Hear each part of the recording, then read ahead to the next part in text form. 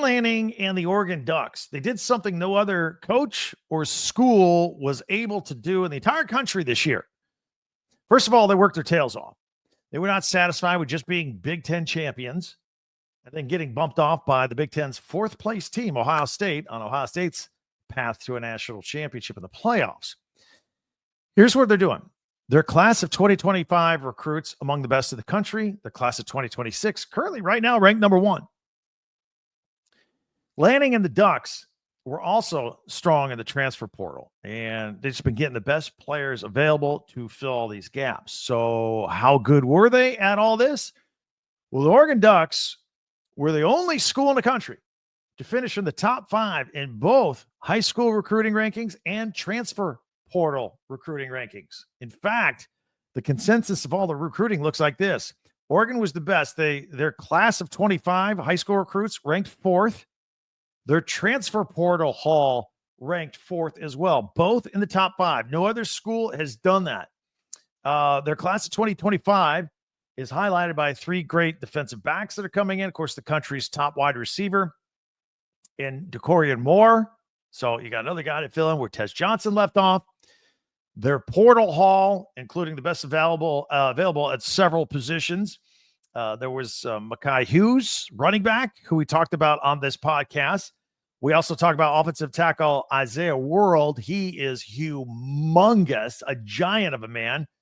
Number 1 overall player available. Oregon got him. And there was safety Dylan Thieneman, who we've mentioned numerous times on this podcast. Big fans of his when he played safety at Purdue for 2 years. Now he's coming to Oregon, got a couple more years of eligibility. That was a great get. You add up all these guys. These are the best guys at their positions. These are the best guys in the portal coming into Oregon, mixing it with the great recruiting class coming in. That's why Oregon had the best offseason in all of college football, not just the Big Ten. And when a coach can remain elite by bringing the best young talent and also filling gaps with the best experienced players into portal, chances are strong that a program like Oregon, it never dips. There's never any up and down. They just up, and that's just where they stay. Always competing for championships. Never having a down year. That's what Nick Saban did at Alabama. It's what Kirby does at Georgia. He said, never have a down year. You're always good and remaining competitive. So now Oregon will continue to make runs for Big Ten titles and national championships. By the way, if you're curious as to how anybody else did, LSU was the next combo ranked school, 9th in recruiting, 6th overall in the portal. There was Big Ten Blue Blood Michigan. They were the 3rd team, best team combined, 6th in recruiting. Remember, Bryce Underwood got him to flip. All that $12 million in nil money helped. 10th in the portal. So Michigan, the 4th best team in the country when you combine recruiting and the portal, was Auburn. They were 8th and 9th, respectively, there. And Texas A&M was 7th in recruiting, 8th in the portal to round out the top 5. So, again, when you combine recruiting and transfer portal, Oregon number 1 in the country. LSU was 2nd, Michigan 3rd, Auburn 4th, Texas A&M 5th. Pretty good. All right, while we're highlighting teams and players, let's highlight the players of the week. We like to do this in the middle of the week. The Big Ten puts these out. Basketball, player of the week. John Tonje, again, of Wisconsin. 32 points, 6 rebounds, and 3 assists in the Badgers' 94-84 win over Purdue, at Purdue, by the way. That was pretty impressive. He shot 10 of 15 from the floor, including 4 of 9 from three-point range and 8 of 9 from the free throw stripe, and 41 points versus number 9 Arizona. Tonje is the nation's only player to post multiple 30-point games versus top 10 opponents this year. Great job by him. Freshman of the week in the Big Ten. We've talked about this kid before. Derek Queen out of Maryland. This is a 6'10 center. He was 9 out of 11 from the field in a 24-point, 11-rebound performance in their 83-75 win at Nebraska. He also had 18 points and 13 rebounds in a 101-75 win over Iowa. Iowa's given up some points lately. He's also this is his 5th Freshman of the Week award. He's probably going to be Freshman of the Year in the Big Ten, and he got the Freshman of the Week award last week, if his name sounds familiar to you. We talk about him here. All right, over to the ladies. Big Ten player of the week, Juju Watkins at USC. Phenomenal. 38 points, 11 rebounds, 8 blocks, and 5 assists in their upset win of number 1 UCLA.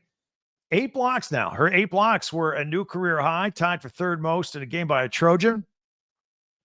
It was USC's first win over an AP top-ranked opponent since 1983. That was a long time ago.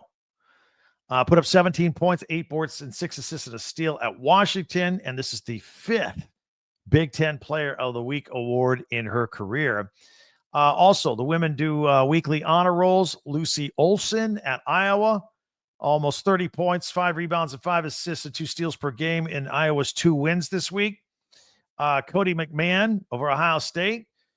She got a game-high 25 points, 10 of 16 shooting to lift Ohio State past Minnesota. And Adalia McKenzie out of Illinois led Illinois to 2 victories, averaging 21 points, 8 boards, 4.5 assists, and 2.5 steals. So congratulations to all of them. And let's not forget the Big Ten Women's Freshman of the Week, Ava Watson over at Ohio State.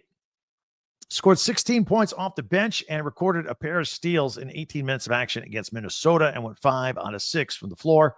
Perfect 4 for 4 from behind the arc. So the future is bright for her at Ohio State.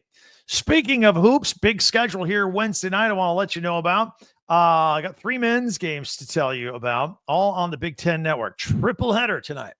Nebraska is at Penn State. That's at 6:30 Eastern. Oregon is at Iowa, 8:30 Eastern, and Rutgers is out west at Washington, 10:30 Eastern, 7:30 Pacific. All these on the Big Ten Network.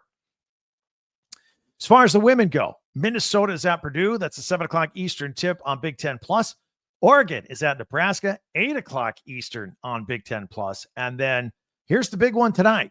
22nd Michigan State, 22nd ranked Michigan State at number 4 USC. That's 9:30 Eastern for those of you in East Lansing, 6:30 Pacific for those of you in Los Angeles. That'll be on Peacock. So big women's game with Michigan State and USC out on the West Coast later on tonight. So that's the schedule as well. All right, coming up, back to men's basketball for a minute. We're winding down February. We're getting close to March Madness. It's time for our weekly power rankings. We did some different things the last couple of weeks. We're going to go back to ranking the men's basketball standings as we see them. That's all coming up next. Want you to hang around for that. And then, of course, let me know if you think we got any wrong in the comments section, and if maybe you would rank a team higher or not. We'll do that just in a minute. Our power rankings here on Locked On Big Ten. Stay with us.